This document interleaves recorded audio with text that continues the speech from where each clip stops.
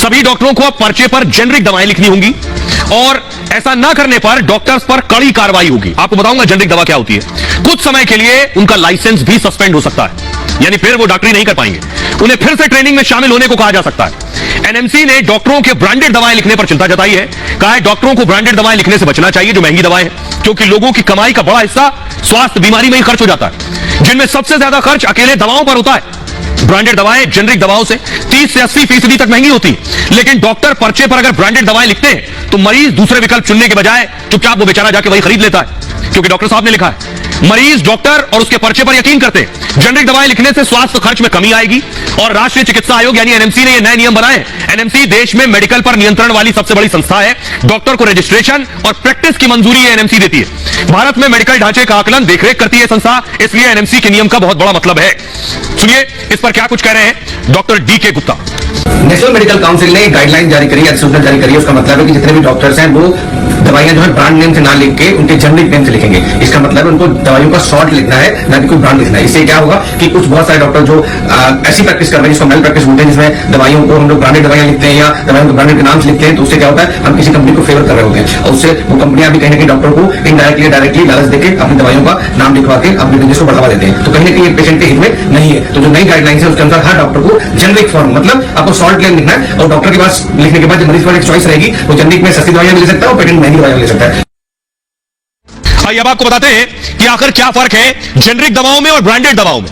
दोनों में क्या फर्क है ये आप देख रहे हैं। ये है जेनरिक दवा जो सस्ती होगी और ये है ब्रांडेड दवा जो महंगी होगी। कीमत में ये फर्क है, जेनरिक सस्ती मिलेगी और ब्रांडेड महंगी मिलेगी। मूव कीजिए आगे प्लीज। नियंत्रण किसका होता है? जेनरिक दवाओं पर सरकार का नियंत्रण है और ब्रांडेड पर काफी हद तक कंपनियों का नियंत्रण होता है। रिसर्च और डेवलपमेंट, इन दवाओं का रिसर्च डेवलपमेंट हो चुका है। ब्रांडेड मेडिसिन का बार बार अपडेट होता रहता है। प्रचार और ब्रांडिंग, जेनरिक दवाओं को इसकी जरूरत नहीं पड़ती है और ब्रांडेड दवाओं का महंगा होने का वजह होता है कि कंपनी प्रचार पर बहुत पैसा खर्च करती है। पैकेजिंग, जेनरिक दवाओं की साधारण पैकेजिंग होगी और ब्रांडेड दवाएं खास तरह से पैक होंगी, खास रंग में पैक की जाएंगी जिससे आपको आकर्षित करेगी, लगे भी आपको ये कोई बहुत महंगी और अच्छी दवा है। खर्च सिर्फ उत्पादन पर खर्च होता है जेनरिक दवाओं का। ब्रांडेड पेटेंट, मार्केटिंग और प्रचार पर खर्च होता है। बढ़ावा क्यों दिया जाता है? क्योंकि सबको सस्ती दवा मिले, सरकार की प्रायोरिटी, प्राथमिकता ये। ब्रांडेड कंपनी और डॉक्टर को मुनाफा होता है अगर आपको डॉक्टर ब्रांडेड लिख रहा है तो। सॉल्ट क्या इस्तेमाल किया जाता है? जैसा इसमें इस्तेमाल किया जा रहा है वही इसमें इस्तेमाल किया जा रहा है। ब्रांडेड जैसा ही इस्तेमाल है, इसमें जेनरिक जैसा इस्तेमाल है। असर क्या है? जैसा ब्रांडेड दवा का असर होगा वैसे ही जेनरिक दवा का असर होगा। दोनों का एक जैसा असर है। कहां मिलती है? सरकारी अस्पताल में, जन औषधि केंद्र में। ब्रांडेड मेडिसिन प्राइवेट अस्पताल में, मेडिकल स्टोर्स में मिलती है। अब आपको बताता हूं कि असर बराबर है लेकिन कीमत डबल है। आप बहुत सी दवाएं खरीदते हैं, डॉक्टर ने लिख दिया अच्छी सी पैकिंग में मिलेगी, मेडिकल स्टोर से आप लेंगे, दूसरा कोई विकल्प नहीं आपके पास तो आप खरीद लेते हैं। जैसे उदाहरण के लिए मैं आपको बताऊं, आपको बुखार आ गया तो आपने पैरासिटामोल ले ली। अब कीमत देखिए, जेनरिक पैरासिटामोल जो 4 रुपए की है वही ब्रांडेड 10 से 50 रुपए का।